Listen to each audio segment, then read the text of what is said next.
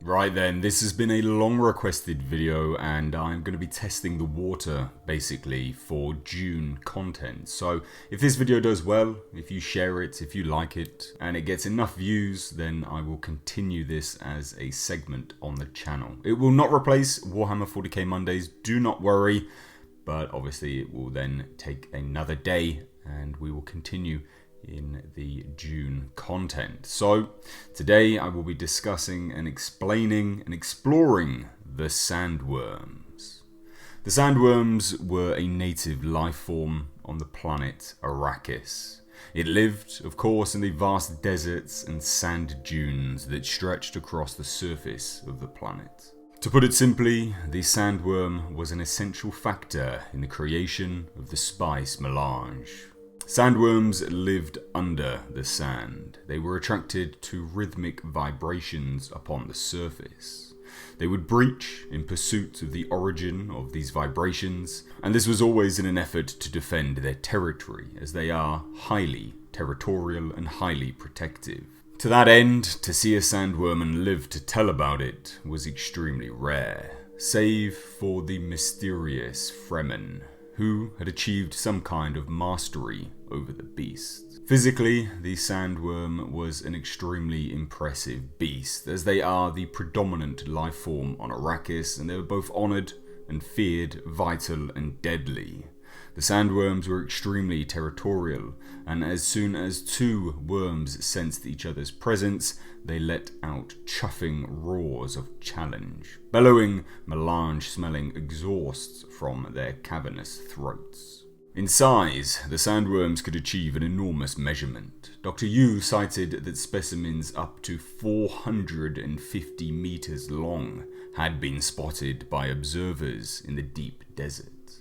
To make a comparison, the largest animal on Earth is believed to be the blue whale, measuring in at only 33 meters. This is about 7% of a large sandworm's length.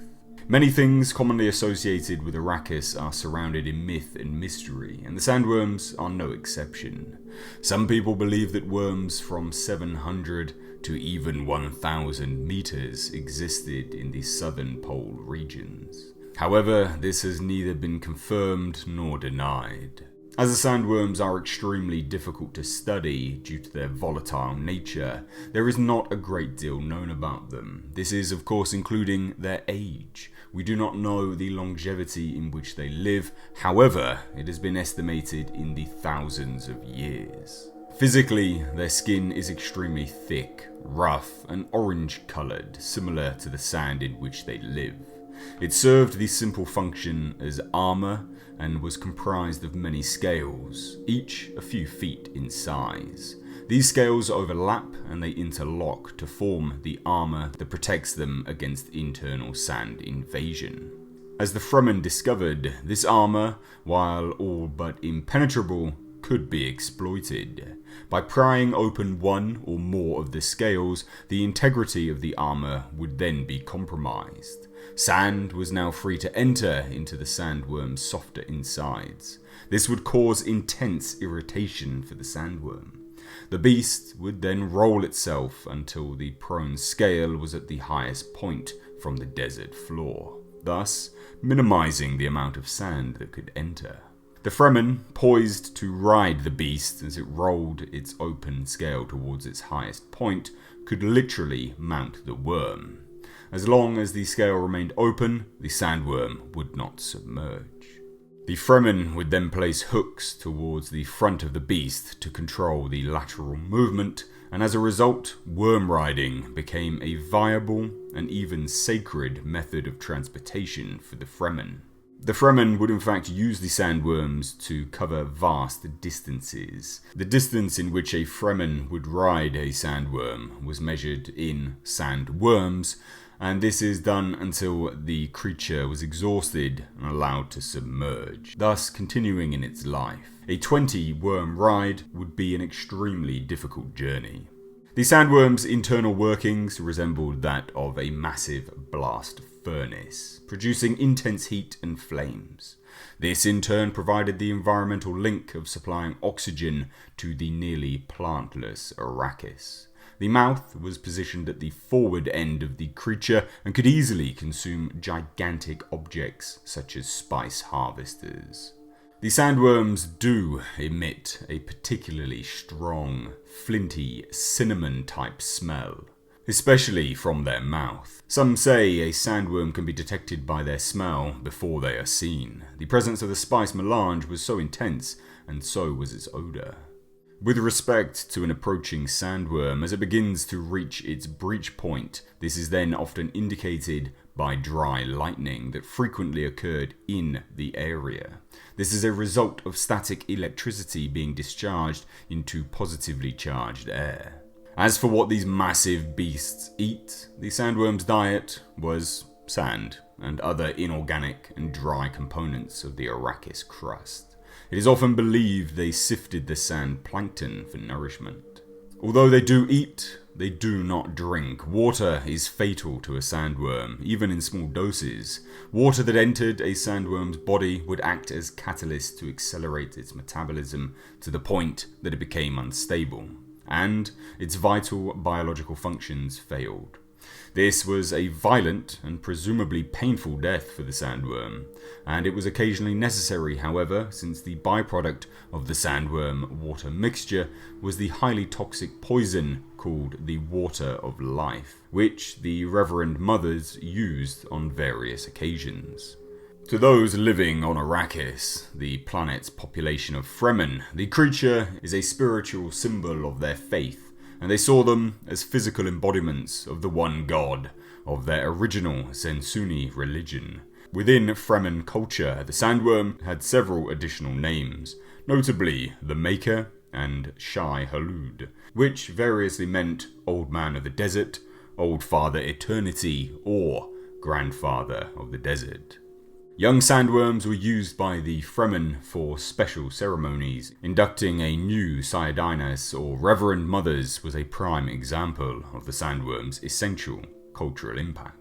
So guys, I know I've had a lot of requests for this type of content in the past. However, of course, with all these things, it is very much dependent on your response to it. If this video does well and it gets a reasonable amount of views and a reasonable amount of likes, etc., then I would be happy to continue it if you guys would like me to. This is a very, very in-depth and interesting world, and one I would definitely not be reluctant to explore. It's extremely interesting and it deserves the attention. However, of course, only if there is a demand. Supply and demand is the name of the game on this channel. So guys, did you enjoy this video? Please do let me know down below in the comment section. And also let me know your thoughts on the sandworm, and if you've had any experience with the literature in terms of Dune over the movie. Also, if you're not following me on Instagram and also Twitter, please do go and hit me a follow over at Mr. H Reviews on both of those platforms, especially Twitter, and you can kind of interact with me a little bit more on there. Instagram, I'm kind of active, but you know, not massively. I don't really take selfies and all that kind of crap. But hey, I might do one day, you never know. And also, I would just like to kind of take this moment and opportunity just to plug, really, my Patreon, because I haven't really spoken about it that much, and, you know, I do need to talk about it every so often. If you really like the content that I produce here, and you kind of like the efforts that I have to kind of entertain you with news and explained videos and vlogs and all that kind of good stuff, I do have a Patreon page. You can contribute from as little as $2 a month, and it really does go a long way. I know it kind of sounds like, you know, preaching and kind of begging and all that kind of crap, but really, you know, it's kind of a paid service because I have playthroughs on there. So essentially you can kind of think that you're paying $2 a month for exclusive playthroughs which are on there. But it makes a massive difference to, you know, what I'm able to do with the channel and how I'm able to do things moving forward, because obviously I do want to do meetups with you all. I would really like to travel to the States and kind of organize, you know, a meetup maybe at a Comic-Con or something along those lines. I think that'd be really, really cool.